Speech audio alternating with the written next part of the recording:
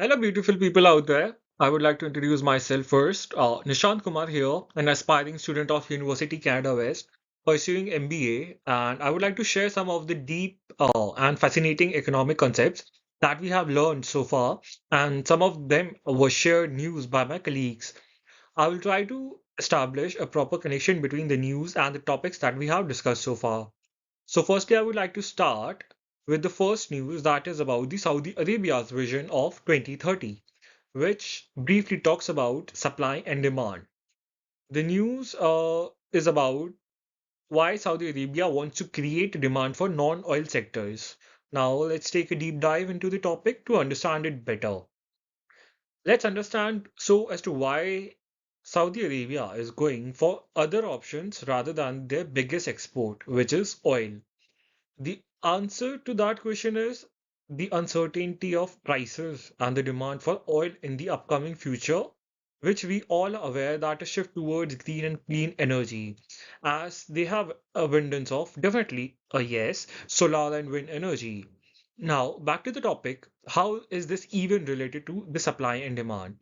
Well, here Saudi plans to focus on other services which are much more relevant and attracts a lot more companies to the country, which eventually helps them to elaborate their services. So, these plans include an investment in technology, hosting F1, restoring hated sites, Red Sea project, which is one of their sea projects that they have to focus on, infrastructure projects such as NEOM. NEOM is one of their biggest city, which is a $500 billion smart city, which attracts a lot of companies and tourists alike. Saudi also plans to host F1, as I just told about. By creating demand for these industries, Saudi wants to establish their offices and expand them from here while creating a whole new economy which will thrive on the concept of creating the demand and supply, which will help in boosting the economy. Well, fun facts about the NEOM. NEOM is a straight line city which will be in Saudi, covered with glasses from both the sides. So if you just take a quick look at this graph here, we'll get to understand that why Saudi is actually planning to move away from the oil. Here you can see how the oil prices are going quite, they are not certain. They are very uncertain. At times they are very high, at times they are quite low. And in the recent years, you can see here that the fuel prices have dropped drastically. And Saudi wants to create a market which is much more stable and it helps them to sustain in the future. Their main thing is to attract a lot of MNCs by creating hospitality, entertainment, and tech services. So this was about the Saudi Arabia's vision of 2030. They want to create a demand by creating such new investments for tourism and technology, and that will in return attracts companies and a lot of new people to the country. Here you can see they have already started working on their new city. This is their vision about 2030. Now let's move towards our second news, which is about the Canada's housing unaffordability, basically.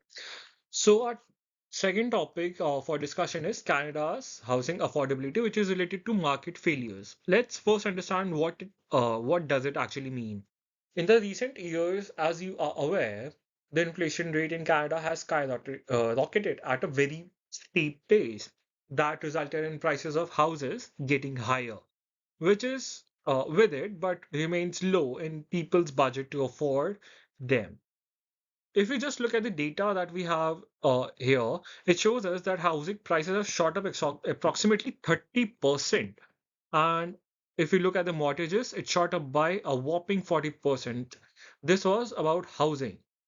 What about people's income? That just grew about, 21%, which properly shows us that it's inequity. We can see here that there's no shortage of houses at all, but the prices of them being too high make potential buyers being away from them. This is also fueled by increased immigration. The Housing crisis has broader societal implications, including increased homelessness, urban sprawl, and strain on public services. Buyers are looking forward to the government in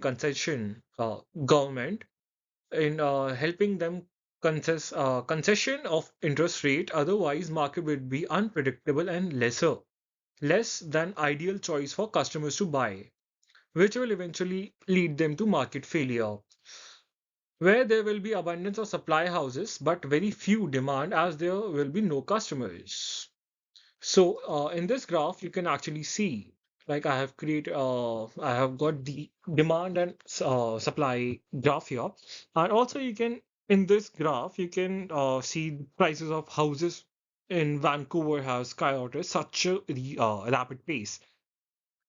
In the last decade, you can see how the prices have from $1 million they have reached to $2.5 million, which is quite a lot. So people are out there requesting to government to intervene in the process and apply a lot of policies so that people can work according it.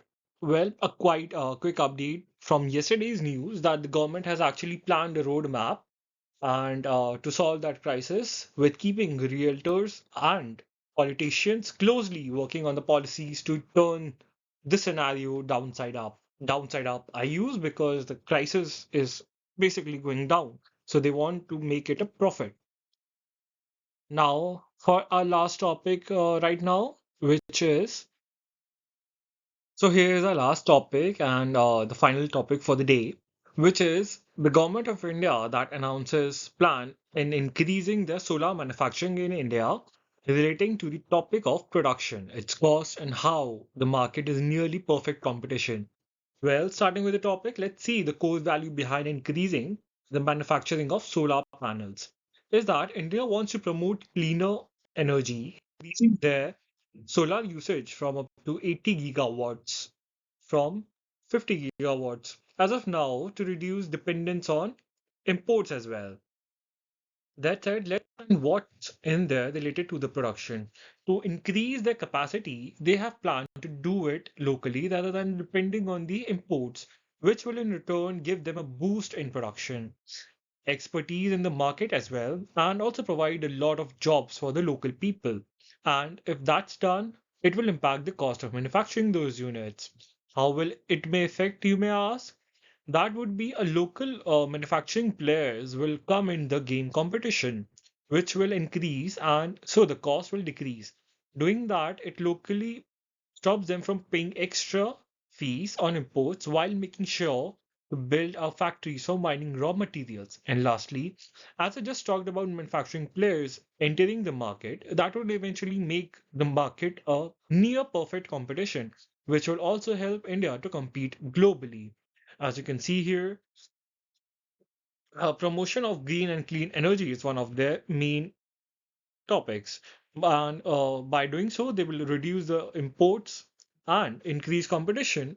Increasing production will definitely result in increasing employment rate.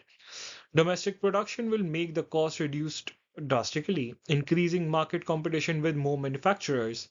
More manufacturers means more competition. More competition definitely means lower prices. And that will eventually take the market to nearly perfect competition and also increasing the investments in the area. And that will also take energy access to the off-grid areas. So here you can see that the demand in their solar power generation has shot up drastically in the past decade. And in this down graph, you can see their capacity and their expansion needs. So that's all about for the today's video. Thank you and enjoy. And lastly, some quick interesting facts about the topics that we have discussed so far. Neom is going to be a 100% green city running on solar and wind harnessed power. And India ranks among the fifth country in solar power harnessing globally. They have also world's largest floating solar power plant in India, producing approximately 60 megawatts of energy. And they are also home to the world's largest solar farm, producing approximately 2.2 gigawatts of energy, which adds to the grid. Thank you. That's all from my side.